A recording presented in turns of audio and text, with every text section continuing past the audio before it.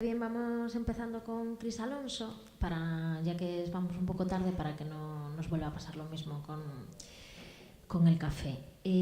Tengo que reconocer, sabéis, nosotros el equipo somos Sabela, Félix y yo, 3, y nos hemos ido dividiendo los casos, ¿no? Yo tengo 4 que entrevistar. Y tengo que reconocer que con Cris me he tomado la libertad de no preparar la entrevista. Un poco respondiendo también a una manera de improvisar muy propia de Graner y de Cris, que vamos a poner en práctica. Sí que creo que Graner, es un espacio del que podríamos hablar de los titulares, ¿no? de un espacio como ese, que sabéis que es una fábrica de creación dedicada a las artes del movimiento en Barcelona. Pero a mí me gustaría contaros qué es lo que yo veo de Graner, porque quizás es uno de los ejemplos que puedo conocer un poco más y que para mí, por ejemplo, me resultan muy y especialmente inspiradores. Decir también que es el primer ejemplo dentro de estas jornadas específicamente de residencias artísticas, y aquí abrimos un temazo también que todavía no ha salido. Para mí en Graner hacéis magia, ¿no? Hay una palabra muy, para mí, que sería la magia. Y creo que lo que más me emociona de veros trabajar es que parece que Graner, siendo tú y Elena las únicas que estáis allí permanentemente, que la magia aparece porque hay como un proceso de reflexión continua, ¿no? Sobre el propio proyecto, que ponéis en crisis el proyecto de Graner de manera constante, ¿no? Y eso para mí lo reformuláis desde los detalles hasta las grandes líneas de acción incansantemente, ¿no? Y eso a mí me resulta, conmovedor, ¿no? Al menos. Creo que también ayer apuntábamos muchas cosas interesantes de Graner, que es esa creatividad, ¿no? Puesta al servicio de los procedimientos, puesta al servicio de las soluciones administrativas y todo eso que yo destaco así también especialmente, y esa cuestión del proyecto casa, ¿no? de entender que una residencia artística y un espacio como Graner, después de 7 años, pues es más casa ahora que al principio, ¿no? y sigue pues en ese proceso de calentarse, ¿no? Y de conseguir acoger de una manera afectiva. Pero una vez más, creo que no estamos hablando tanto del proyecto, o me parece que el foco a poner aquí en cuestión no es tanto el proyecto de Graner, sino la forma de hacer, la forma de practicar, que por lo menos desde Cris y Elena y muchos de tus aliados o alianzas que tienes a lo largo de estos 7 años ponéis en marcha, ¿no? Es un cómo se hacen las cosas, que a mí me parece lo interesante. Si te parece, aquí hay un librito. Si te parece, no, que esto lo hemos hablado antes. Aquí hay un librito que editan ellos, con unas pocas aportaciones en relación a la cuestión de las residencias, que podemos aquí abrir un poco entre todos, ¿no? Son ya hay aquí unas preguntas que si os apetece pues podemos leer así alguno de estos párrafos un poco para situar por lo menos la idea de residencia artística, ¿no? Y no tanto los datos de Graner, de las líneas de acción, que si queréis también se pueden preguntar en algún momento posterior de debate, pero bueno, nos parece más interesante abrir este momento de reflexión sobre residencias. ¿Qué hago? Empiezo. Digo, salto una. ¿Quieres decir algo? ¿No? Vale. Esto es un librito que hicieron ellos y tal, y bueno, a lo largo de una parada en Pamplona, otra parada en Sevilla, y con aportación así de mucha gente. Es un documento que, si no me equivoco, todavía está en abierto, ¿o no? Sí, es un documento abierto, y yo creo que sí que hay una puntualización que tiene que ver un poco con lo que estamos intentando hacer ahora, que es, nos dimos cuenta que existían una serie de mapeo de documentos en referencia a espacios de residencia, pero que eran como muy descriptivos y que lo que situaban eran como los recursos específicos o materiales, pero que había muy poca reflexión sobre el concepto de residencia, y nos planteamos plantearnos un nuevo proyecto que era de creación de pensamiento y de creación de un discurso, y por tanto durante un año nos hemos dicho que cada una de las paradas donde se nos invita seguimos reflexionando sobre el concepto de residencia y incorporamos voces locales sobre artistas, gestores y políticos, en el que se habla sobre este planteamiento con la idea de ser un documento abierto que traspasa de alguna forma lo local para también estar en un tema de península o para estar en un tema de internacionalización, ¿no? Solo partimos de esa idea, partimos de una idea de reflexión de preguntas como un elemento editorial, y después en esa situación de complicidad a mí siempre me gusta crear relaciones de pares, y en esos pares invité en este caso a Jaime Salazar a pensar conmigo y a escribir conmigo, y por tanto es como un carteo de alguna forma en el que reflexionamos juntos sobre ese concepto que en sí mismo puede parecer muy bajo o puede ser muy interesante en su desarrollo. Pues vamos a empezar así con la primera pregunta, que dice: ¿alguien dijo residencia? Cada proceso de creación es único y irrepetible. Cada artista requiere cosas distintas y específicas, y aunque te parezca obvio, cada residencia necesita que se cree un marco diferencial que la acoja y reúna las condiciones que requiere el proyecto que en ella se va a desarrollar. Abrimos con una obviedad, pero que me parece que señala algo muy interesante, ¿no? Lo del marco diferencial, que no todas las residencias son iguales, que no todos los artistas son iguales y que por lo tanto la manera de acoger lo que ahí pase en esa relación ha de ser casi personalizado, ¿no? De alguna forma. Para nosotros no es casi personalizada, sino es que es 100% personalizada, y especialmente necesitamos un nivel de escucha y de entender desde dónde parte cada una de las residencias. El proceso de creación tiene una cadena de valor absolutamente abierta, desde la investigación hasta la creación, hasta la situación de producción, y sobre todo saber en qué momento llega a esa residencia, saber con qué preguntas llega. Para nosotros un artista es un investigador y viene con sus preguntas, y en esas preguntas son las que hemos de intentar enlazar en esa residencia que sea diferencial, en el momento que está en Granell y en Barcelona es por qué está en Granell, por qué está en Barcelona y por qué no podría estar en otro lugar, y por tanto esa escucha es necesaria que sea lo más abierta posible. ¿Cómo lo hacemos, no? El cómo tiene que ver con los tiempos. Hay una obsesión dentro del equipo que es la flexibilidad, los tiempos y trabajar desde el sí. Para poder trabajar desde el sí y para poder ser flexibles necesitamos tiempos mucho más largos. Las residencias se organizan año vista, ¿no?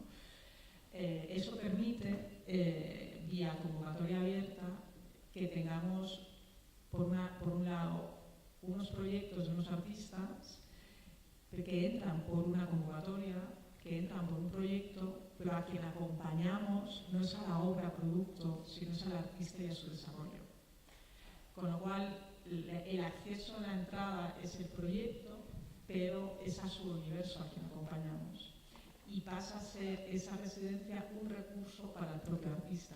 En un momento determinado se nos puede plantear en el que esté haciendo en esa residencia un trabajo de colaboración que no tenga nada que ver con el proyecto que ha presentado. Entonces eso obliga a ser muy flexible y a entender mucho en qué lugar está.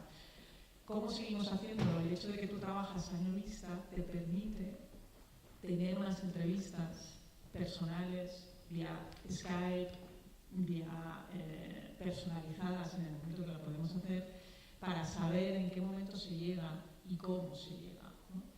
Y una cosa es el concreto del proyecto y lo que cuenta el proyecto, y la otra es en el momento que uno llega. Hay una frase que siempre le decimos a los artistas que no nos conocen, que decimos, bueno, ahora ya estás dentro, nos puedes contar la verdad, ¿no? A partir de ahí se genera otra complicidad y nos gusta mucho el concepto de que somos cómplices. No somos el equipo externo a, sino que existe una complicidad y cómo podemos generar elementos multiplicadores en esa relación. ¿Te apetece que abramos ya directamente así? O sea, ¿queréis decir algo ya desde ahora? Porque no, es muy temprano.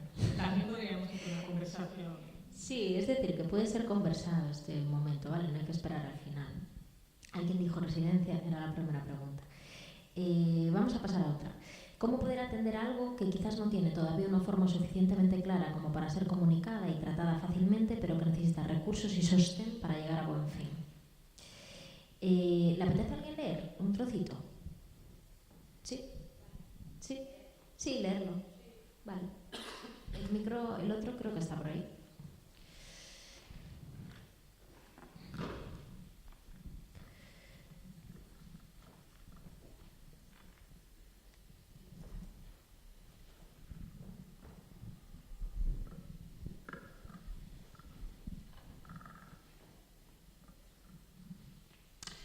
Se requiere atención y delicadeza. No siempre hay que hacer grandes esfuerzos, grandes movimientos. No hace falta que todo el tiempo todo sea visible. La incertidumbre y la confusión son partes esenciales de todo proceso de creación. Por eso, a menudo, lo único que hay que hacer es mantener la calma ante el desarrollo cambiante de un proceso. Basta con poner atención y respetar profundamente la intimidad del artista en su trabajo y sus tiempos. De esta manera sabrás cuándo es necesario actuar, cuándo simplemente no hay que hacer nada y sobre todo esperar a que llegue el momento más conveniente para abrir un proceso al público. Gracias. No sé si estáis de acuerdo en esto, ¿no? En que los procesos, ya sean artísticos o casi cualquier tipo de proceso, va variando, ¿no? Como proceso que es decir, no se puede prever todo lo que va a pasar, quiero decir, es imposible, ¿no? Y entenderse, o sea, y entender el proceso de esta forma hace que también tengas que estar alerta, que es de lo que estamos hablando, ¿no? Y que tengas capacidad de respuesta. Sí, nosotros sobre todo lo que hicimos fue romper el modelo francés. El modelo francés para nosotros iba muy vinculado a que hay una dirección. Esa dirección es una dirección artística y que por tanto tiene una autoría, ¿no? Y una autoridad ante la mirada artística y que por tanto los procesos artísticos son como que la dirección de alguna forma está empoderada por ser, ¿no? Normalmente va con un dramaturgo. El propio centro de creación tiene un dramaturgista, tiene toda una serie de recursos que acompañan esa mirada artística y que por tanto afectan de una forma directa al modelo o a la propuesta artística, ¿no? Nosotros pensábamos que la relación tenía de cambiar, en términos de jerarquía y que por tanto a ese nivel no íbamos a acompañar desde ese lugar, sino que es que los equipos artísticos decidían con quién y a quién le daban esa autoridad del conocimiento en referencia a sus procesos, ¿no? Para nosotros eso fue básico. El siguiente elemento que fue básico fue hablar de puerta cerrada y de espacio en exclusiva, es decir, que existe una intimidad en el cual la relación en la que nosotros nos relacionábamos era en los espacios frontera, ¿no? En los espacios cuando sales de la sala, en el desayuno, en el comer, en los espacios mucho más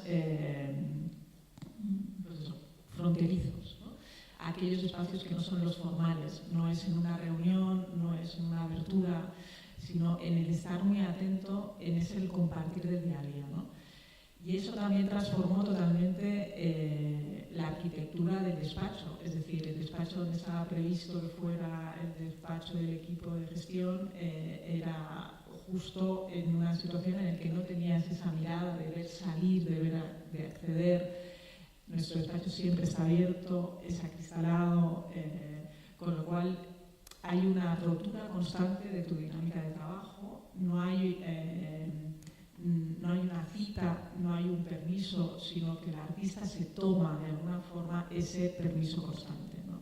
Y eso es un cambio para nosotras muy importante, porque significa que el otro siente realmente que estás pudiéndote mirar así directamente, ¿no?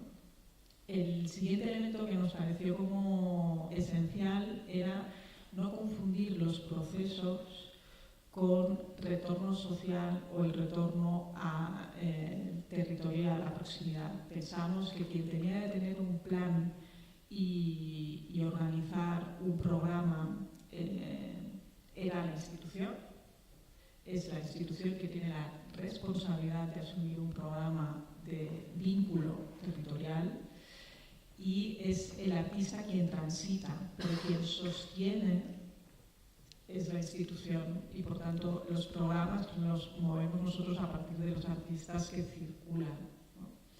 Y por último, Otro elemento para nosotros muy importante era darnos cuenta que en esa intimidad y en esa fragilidad los tiempos son muy importantes, la escucha es muy importante y por tanto has de ser muy flexible en el que aunque tú tengas en un momento determinado un planteamiento de una acción, la realidad cuando tú estás en la fragilidad de un proceso de residencia, eso cambia y por tanto ese cambiar comporta constantemente ser flexible en el cómo tú trabajas en relación a ese proceso en concreto, ¿no? Sí, sí. Es que ayer hablábamos también de esto, ¿no? De la flexibilidad, o sea, de cómo realmente hacemos flexibles, ¿no? Los márgenes para el imprevisto, para el... Bueno. Quería preguntarte ahora simplemente, ¿qué te preocupa más hoy sobre el proyecto de Graner? Quiero decir, ¿qué es...? O sea, he empezado diciendo que siempre tenéis en crisis, pues, puesto encima de la mesa de operaciones el proyecto, Hoy por hoy, ¿qué es lo que... tu mayor preocupación, cuál es? A ver, yo creo que... Déjame tirar un poquito para atrás, ¿no? Y te diría que hay un elemento que para mí es muy importante, que es el tiempo en el término de gestión, que ahora hemos conseguido de alguna forma, llevamos 7 años, hemos conseguido en estos 4 años, y ayer se hablaba del concepto casa, o sea, hemos puesto mucho énfasis en ese concepto casa y hemos necesitado 4 años para que realmente el artista sienta o sea, que de la palabra, del proyecto, del hecho, se pase al acto y que por tanto realmente tengamos esa situación de relación. Y por tanto ahora partimos de esa base, de ese básico, de sentir que realmente para el artista siente que es su casa, y siente que es su casa porque tiene una llave, porque tiene un código, porque tiene un acceso donde no hay un enjuiciamiento por el tiempo que está dedicando o la relación que está estableciendo con el espacio, ¿no? Y ahora para mí la preocupación seria sobre todo es cómo en una segunda fase de gestión pasar del proyecto casa a crear una comunidad de gobernanza colectiva entre artista y equipo gestión, ¿no? Y cómo compartir esas relaciones de pares en el que el rol del artista también sea un rol expandido, es un sujeto con conocimientos y que esos conocimientos formen parte también de esa afectación en esa casa y en esos programas y proyectos expandidos.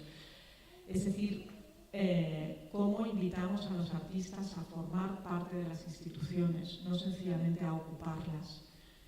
Ahora que hemos llegado a una ocupación y a una ocupación de sentimiento real, ¿no? En el que el artista siente que realmente, especialmente el artista local, siente que esa es su casa, cómo coparticipa también en el pensamiento más allá de su propia obra y cómo eso afecta a la organización interna y qué cambios hemos de establecer para poder conseguir esa realidad, ¿no?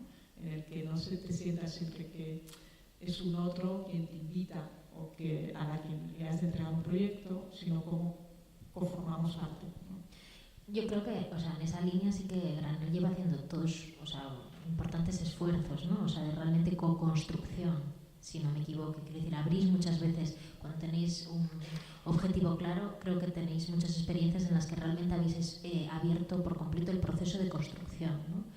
Invitando bien a la asociación o sea, quiero decir, invitando de hecho de una manera bastante abierta a muchos perfiles diferentes que creéis que han de estar codiseñando, ¿no? el futuro de Graner. Eso lo habéis hecho desde un lugar de una administración, o sea, desde un lugar de apertura, pero que todavía no han tomado, digamos, el lugar, ¿no? de que se les reconozca como coautores, ¿no? Simplemente se les reconoce de una manera, vosotras lo reconocéis, pero digamos que no la institución es capaz todavía de entender que esa figura está o podrá estar codiseñando, ¿no? Al mismo nivel. Exacto, sí. O sea, yo creo que hemos hecho prácticas, pero no hemos podido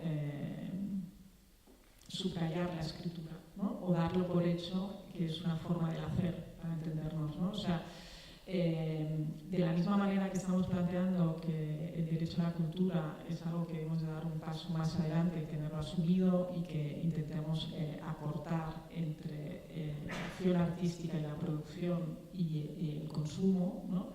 Es cómo podemos hacer también que el artista también forme parte también de ese rediseño, de esa creación y de esa producción, ¿no?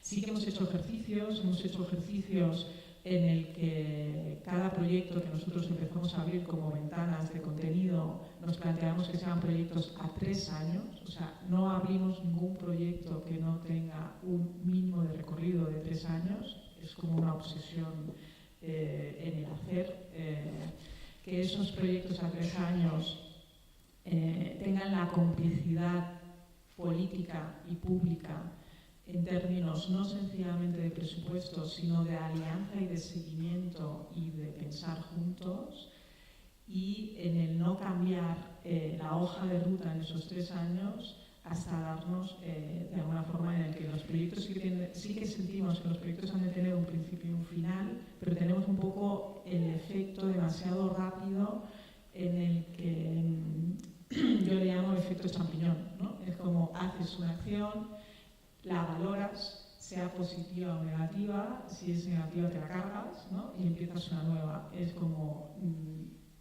entramos en un... pongo un ejemplo, que si no a lo mejor es demasiado poco concreto. Como centro de creación, y tienes muchos artistas locales, uno de los elementos que se planteó era cómo crear una ventana de internacionalización para un colectivo en específico. Estamos normalmente acostumbrados en el que eso se crea desde fuera o está pensado para los artistas, pero los artistas nunca pueden tener voz ni nunca pueden formar parte de ese prediseño cuando esos son sus propios trabajos a los que se va a presentar, y que por tanto cómo prediseñar esa relación. Nosotros nos encargamos de detectar esa necesidad, de establecer esa relación de escucha, de ir a las otras administraciones, de hacer un pacto con las administraciones correspondientes, en este caso con la Generalitat, y establecer un pacto de rotura por primera vez en el que no hubiera un proyecto escrito, sino había una idea hacia un fin, con un objetivo en concreto, pero lo que estábamos planteando es que el proyecto estaba vivo y que la apuesta era que podía ser transmutable, cambiable y modificable, no sobre la marcha, sino en cada edición. Y que el compromiso que estábamos pidiendo era que la administración se comprometiera siempre con la misma cantidad de dinero y con el mismo tipo de apoyo y de escucha durante esos 3 años, independientemente que hubieran voces críticas, independientemente que los resultados fueran positivos, independientemente que, ¿no? Porque lo que era más importante no era tanto el qué, para poder pasar del qué, para hablar de los cómo, para hablar de los porqués, ¿no? Entonces era cómo cambiar el orden de las preguntas y situarnos más por el porqué y el cómo que en el qué, ¿no? Es que a mí me parece que también estos días hemos estado hablando de esto, ¿no? De la excesiva precaución, ¿no? En general que hay. O sea, parece que si no tienes ya la garantía, ¿no? De que eso pues va a salir bien, o quiero decir que existe, yo creo, últimamente muy poca valentía, ¿no? Y de cartas blancas, ¿no? De decir, o sea, apuesto por esto, igual me equivoco, igual no llega a ningún lugar, igual fue la peor decisión que tomé, ¿no? Pero puede estar después de este acto, ¿no? O sea, de este gesto de confianza, me puede esperar lo más terrible o lo más maravilloso, pero hasta que yo no traspase también esa incertidumbre, ¿sabes? Tampoco va a ocurrir nada, ¿no? Entonces, para mí me parecen fundamentales, o sea, esos actos de confianza de decir, pues vamos adelante con esto, o voy a apostar por determinada persona, incluso a nivel individual, o determinado grupo de gente para intentar algo que todavía no sabemos si va a ocurrir o no, ¿no? Y parece que esto se puede dar más de la manera independiente, los que trabajamos de fuera, ¿no? O sea, porque realmente no nos queda otro tampoco de que inventar, ¿no? Pero parece que desde la administración es más difícil, ¿no? que ocurran estas clases de gestos, y supongo que os ha llevado también mucho diálogo, ¿no? El que os hiciesen caso de alguna forma en esa manera también de apostar por algo que no se sabía muy bien cómo fue. Por lo tanto, ni siquiera cabe que te pregunte cómo fue, porque nos debería de dar igual cómo fue. Es decir, da igual si la ventana de internacionalización salió bien o no. Lo importante, o lo que creo que tenemos que mirar, es el acto de por lo menos intentarlo, ¿no? Así que... Sí, sobre todo yo creo que la diferencia está cuando no tienes única y exclusivamente un único proyecto, sino cuando creas múltiples proyectos o múltiples matrices en el que te ayudan a poder desarrollar. Si no, te quedas con sencillamente un proyecto que te genera una situación de faro y por tanto es una única acción y es súper específica. Para nosotros hay algo muy importante que es el errar practicando, ¿no? Y el tener, la relación en estos momentos es practicar mucho. Sí que hay un elemento clave que tiene que ver, en el que hemos podido hacer muchas de estas cosas gracias a una estructura jurídica independiente no vinculada al ayuntamiento directamente, ¿no? O sea, es decir, yo creo que no hemos de ser Peter Pan y que hemos de saber que este elemento de flexibilidad y este elemento de posibilidad también está totalmente garantizado gracias a que hay una estructura jurídica independiente desvinculada del Ayuntamiento de Barcelona. Es decir, nosotros somos un proyecto de fábrica de creación del Ayuntamiento de Barcelona, pero que la gestión está delegada al consorcio del Mercat de las Flors. Uno de los grandes aciertos que yo creo que se hizo en su momento es que el Mercat de las Flors como teatro público tuviera una construcción de entidad pública independiente, jurídicamente independiente, y eso ha permitido que todos estos riesgos que estábamos hablando no recaigan de alguna forma en esa figura jurídica que al final acaba siendo el alcalde, sino que como hay toda una serie de elementos intermedios, es decir, tan fácilmente como que a mí me cortan la cabeza en uno, al director general del consorcio le cortan la cabeza en dos, o sea que hay como 4 pasos antes de que suceda no sé qué, ¿no? Entonces, eso ha permitido que nosotros también tengamos otro nivel de flexibilidad y otro nivel de riesgo. Nosotros, dentro del consorcio, somos los más radicales y somos los que generamos más miedo. Quiero decir que piensan que estamos muy locos y que la primera vez que dijimos que íbamos a abrir el espacio 24 horas, 365 días al año, nos dijeron que si estábamos locas, no lo siguiente. Tuvimos problemas graves en términos de comité de empresa, porque eso significaba cuánto personal, cuánta regulación, cuántas horas. Nos negamos de forma absolutamente testaruda en el que no íbamos a fichar. Somos las únicas personas del Ayuntamiento de Barcelona que no estamos fichando en términos de horario, porque es absolutamente incompatible un proyecto ideológico en el que estés acompañando desde un lugar a partir de una estructura horaria y a partir de una estructura jerárquica en horarios y en tiempos. No trabajamos desde la corresponsabilidad. Entonces, esos cambios los técnicos que vienen a la casa, nos negamos a que fueran los mismos técnicos que estaban dentro del concurso, separamos los concursos porque nuestra actividad estaba por debajo de los 18.000 euros, por tanto nos podíamos permitir esos elementos y pudimos romper el concepto de categorías en términos de quién hace la carga, quién es el técnico de sonido, quién es el auxiliar, con lo cual en la casa un técnico mueve camas, ¿no? Yo puedo hacer la cama de una de las habitaciones, puedo estar de recepción, con lo cual el concepto de rol y el concepto jerárquico dentro de las estructuras de un teatro, que son también muy rígidas, se han podido romper. Y ahí pudimos entrar directamente no en el proveedor, sino en encontrar una empresa de técnicos cooperativas que entraban en la filosofía y que formaban parte también de ese diseño y de ese construir esa casa, ¿no? Quiero decir que hay algo del concepto de casa que no sencillamente es para los artistas, sino es para los artistas, para el equipo, para las estructuras complementarias, para la persona que nos está ayudando a limpiar, en el que tiene un nombre, tiene un vínculo. Los artistas saben a qué horario va, qué hace y qué no hace, y estamos hablando de quien nos ayuda, no desde quien limpia. También cómo nombramos las cosas y cómo coparticipamos de esto, en el que desayunas contigo, no desayunas, yo me quedo a dormir en el espacio. hay unos cuidados que tienen que ver con toda la organización y que esa organización se ha podido hacer porque tenemos una estructura también jurídica y hemos puesto unos límites también en las actividades para poder ser en esas relaciones de proveedor, sabiendo que el marco jurídico-administrativo es uno, ¿no? Que ayer también se hablaba sobre ese marco jurídico-administrativo, ¿no? Yo estaba pensando ahora cuál crees que es la mayor crítica a Graner, en el sentido, cuál crees que es y de dónde crees que viene, ¿no? O sea, ¿de dónde viene esa mirada más de... Sí, ¿desde dónde se os critica más y por qué? Mira, la crítica más fuerte que hemos tenido, no una crítica, sino tenemos muchas críticas, ¿vale? La primera crítica que tuvimos fue solo en el abril. En el abril tuvimos un manifiesto en contra por parte de todos los artistas, porque no estaban de acuerdo en el que el consorcio del Mercat de las Flors entomara de alguna forma el proyecto de Graner, porque había el miedo a que utilizara Graner y Mercat de las Flors como su sala B de ensayo, ¿vale?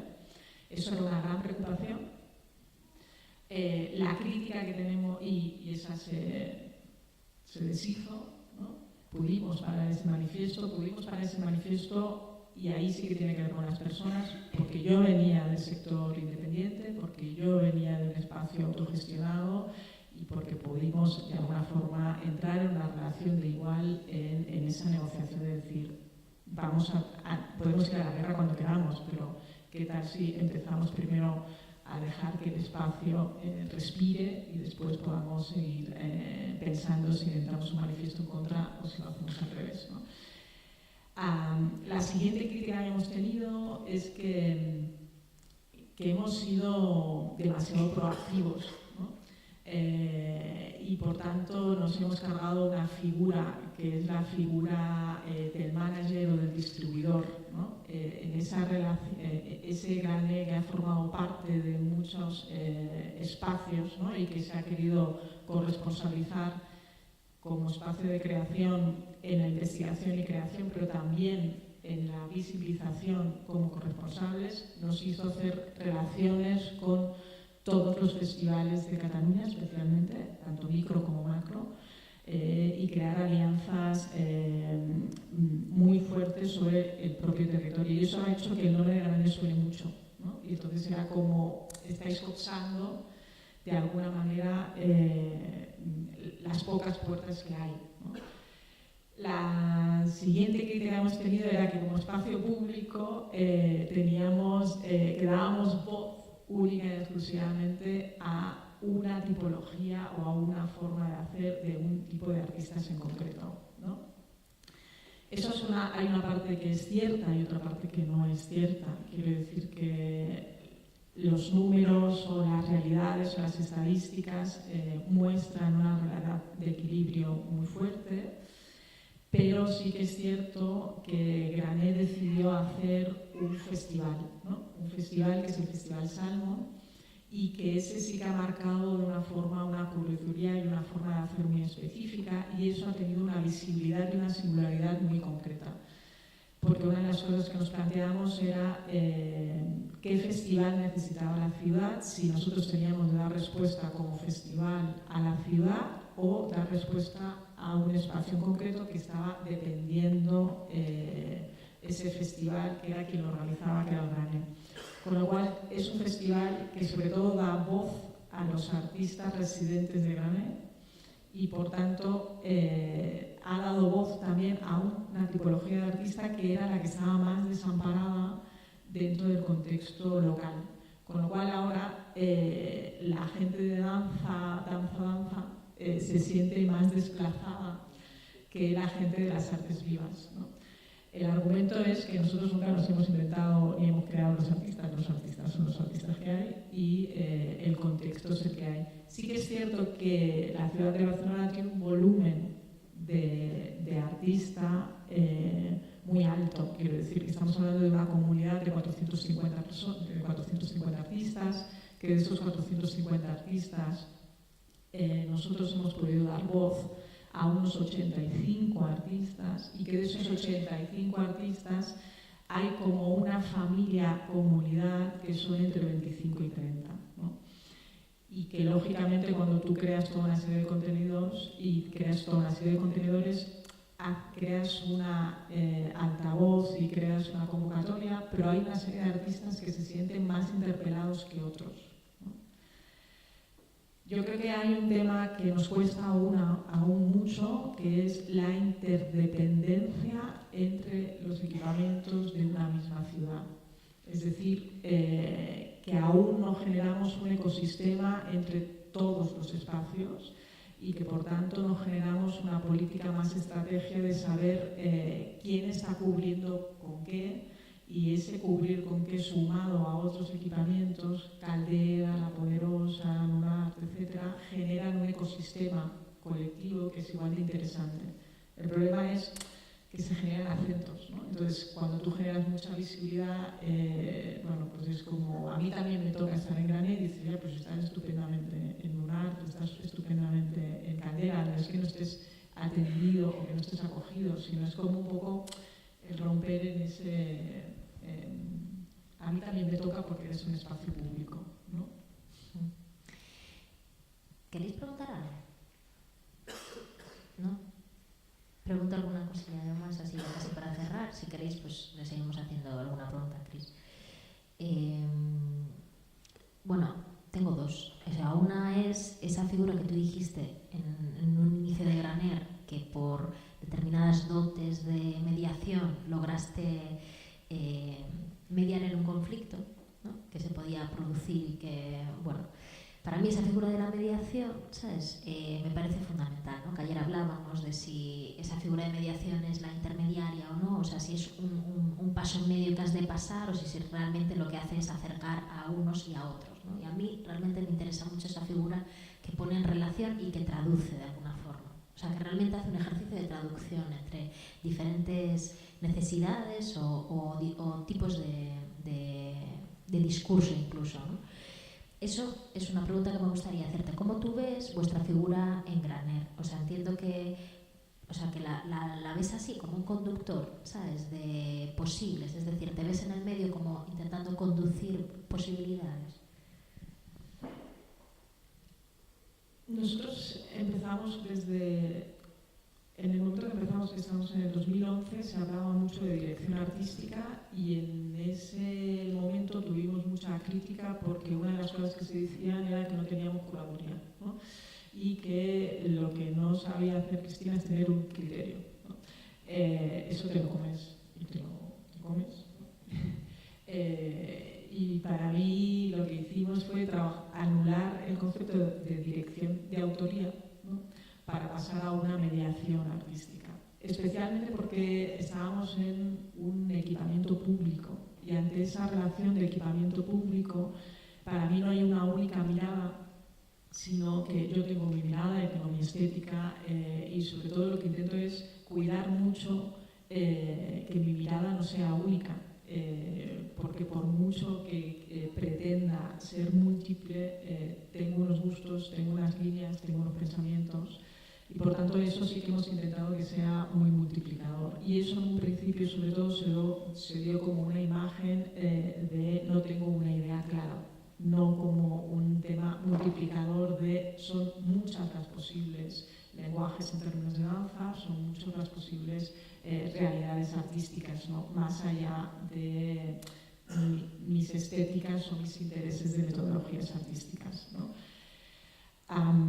Eso por un lado. Por otro, sí que creo que hay un trabajo muy de multiplicador y muy desde cómo crear posibilidades y en ese trabajar desde el sí, no trabajar desde el no, es cómo preocuparte en el que esa pregunta de ese artista, cómo vincularla o cómo interconectarla desde lecturas hasta conocimiento con otros artistas, a interconexiones con otras estructuras, ¿no? Y eso obliga a que gran parte de nuestra tarea no pase por una oficina estándar de estructura horaria, sino pasa por estar mucho a pie de calle y estar mucho, especialmente en horarios de noche, viendo muchas cosas, interconectándote con muchos elementos. Y eso es uno de los elementos que nos ha costado más que se entendiera que la casa, cuando la oficina está vacía, no es que está desocupada y no es que estás desatendido, sino que hay otras circulaciones, ¿no? Pero es básico, o sea, para nosotros no entendemos una oficina de trabajo en la que está sentada en un ordenador y que está conectando con el concreto, sino que ha de ser muy multiplicadora y muy conocedora del trabajo artístico de una ciudad, de un país y de una conexión internacional. Y eso comporta un hacer distinto, ¿no? A mí me gustaría usar el mismo recurso que con Diego ayer, que le preguntaba al final de la entrevista sobre la hipótesis Victoria, ¿no? Sobre ¿y qué pasaría si Graner dentro de 10 años nos abre sus puertas, que nos encontraríamos allí? ¿O qué te gustaría a ti que fuese Graner dentro de 10 años? Preguntas como, ¿estarías tú o no allí? ¿Sería el mismo lugar o no? ¿Quién estaría? O sea, si pudieses así vislumbrar que tu hipótesis preferida de un Graner en 2027, ¿cuál sería? No estaría yo, pero sobre todo porque creo que son roles y papeles que han de tener una caducidad en el tiempo. Creo que la relación en la mediación artística y en un equipamiento público ha de seguir siendo público y para poder seguir siendo público ha de ser plazas que como mucho estén 2 turnos o 2 bloques de 4 años de gestión. Mi plaza es una plaza de concurso, de concurrencia, con un proyecto a 4 años que se puede repetir como máximo 2 ediciones, ¿vale? Con lo cual es no, y no porque no esté yo, sino que creo que es sano, ¿no? Es muy saludable que los equipamientos públicos tengan circulación también de mente y de cabeza. ¿Dónde me la imagino que me gustaría que estuviera? Me gustaría que estuviera respondiendo a la realidad del hoy y de la hora de ese 2020. No sé dónde estarán los artistas, no sé dónde estará la casa, no sé qué nos pedirá el contexto, pero me gustaría sobre todo que respondiera a esto. A veces tenemos tendencia a pensar desde nuestro background, ¿no? Y llegamos a un lugar y venimos con las ideas de aquello que tenía que haber sido y reflexionamos poco sobre el momento concreto del aquí y del ahora y por tanto venimos con nuestras mochilas cargadas y uno de los grandes elementos es cómo crear espacios vacíos para que puedan ser rellenados y ese rellenar no es de quien yo tengo de venir con mis ideas, sino que me dejo atravesar por ellas y cómo en ese atravesar somos conductores o somos transformadores. ¿Queréis, de todas formas, veis que Chris está desde ayer aquí, estará con nosotros a lo largo del día y también mañana, pero si justo ahora queréis hacer algún tipo de pregunta o poner algo en común en relación al caso específico de Graner, pues es el momento. ¿Y alguien le apetece?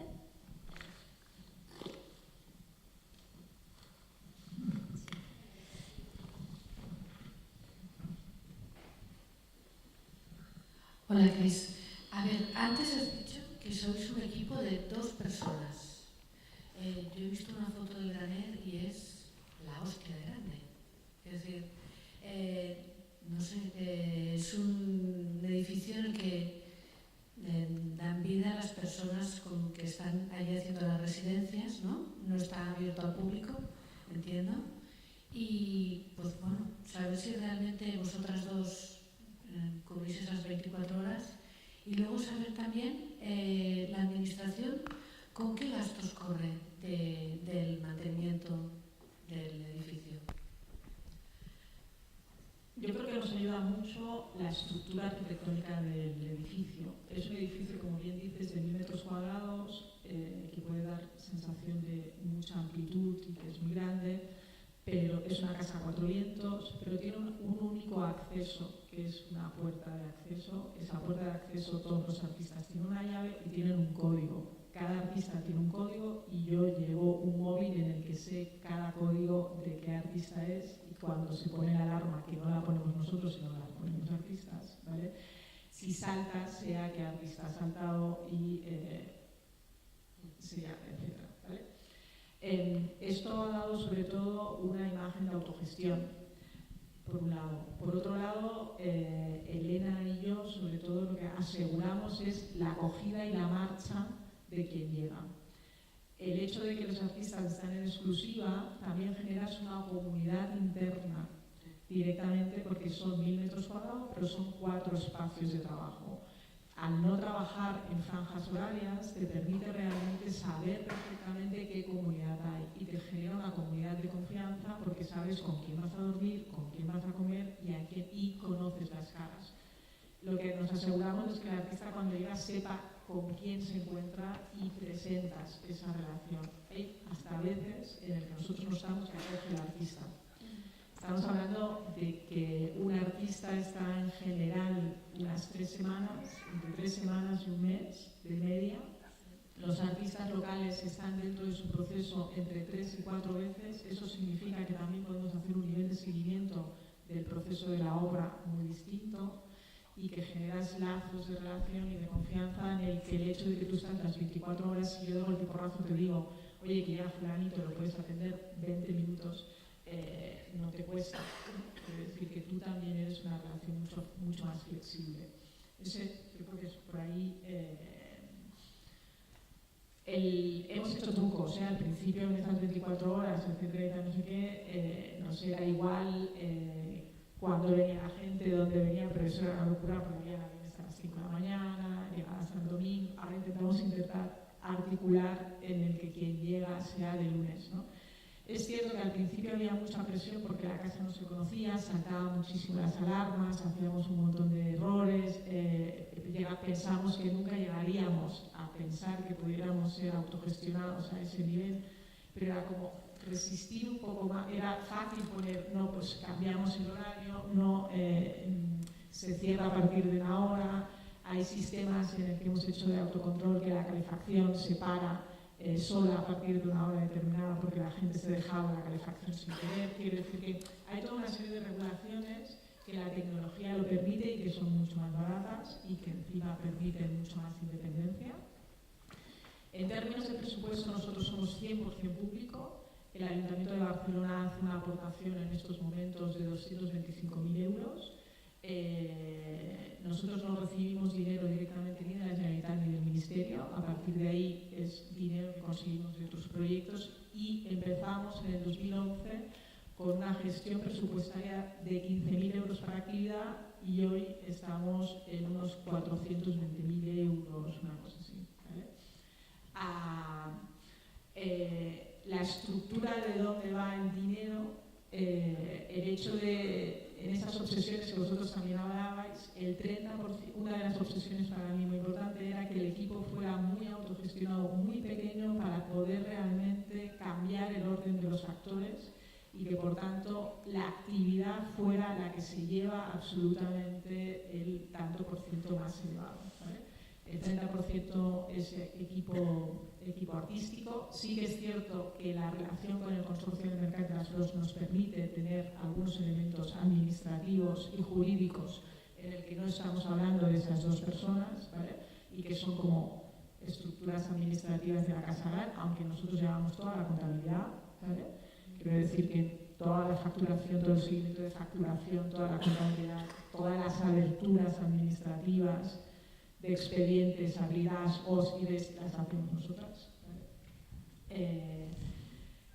Y en términos de actividad, en estos momentos estamos hablando de que tenemos un 60% del presupuesto dedicado a actividad, entendida actividad directa para contenido artístico, que el contenido artístico para nosotros es residencias, ¿vale? Residencias, coproducciones, y de ese 60%, un 20% es para proyectos educativos y todo el trabajo en relación al territorio, ¿vale? Estructuralmente, perdona, estamos en un 22%, ese es y ahora lo que estamos planteando de negociar con el Ayuntamiento de Barcelona es que se separen las dos realidades, es decir, que las fábricas de creación estamos en una relación en decir, una cosa es el elemento estructural, es el Ayuntamiento de Barcelona, los equipamientos, edificios de propiedad municipal y por tanto se va a hacer cargo de esos costes de forma separada. No es lo mismo una realidad de 1.000 metros cuadrados a una realidad como Fabra y Coats, que son 12.000 metros cuadrados, con lo cual no hinchemos los números sobre las aportaciones y separemos lo que es estructura de lo que es proyecto artístico. Y por tanto estamos en una negociación absolutamente de separar lo que sería el elemento estructural, que esté en una estructura de gestión cedida, pero que todos los protocolos han de ser cargo absolutamente del ayuntamiento, y la otra es por actividad, ¿vale? Estamos en ello, no hemos conseguido aún todo. Vamos a tener que tomar un café rapidísimo porque justo después del café tenemos un universo apasionante que es el de las estructuras administrativas y jurídicas, del que seguramente nos va a dar mucho que hablar. Gracias a Cris, la tenemos aquí para seguir abordando. Gracias.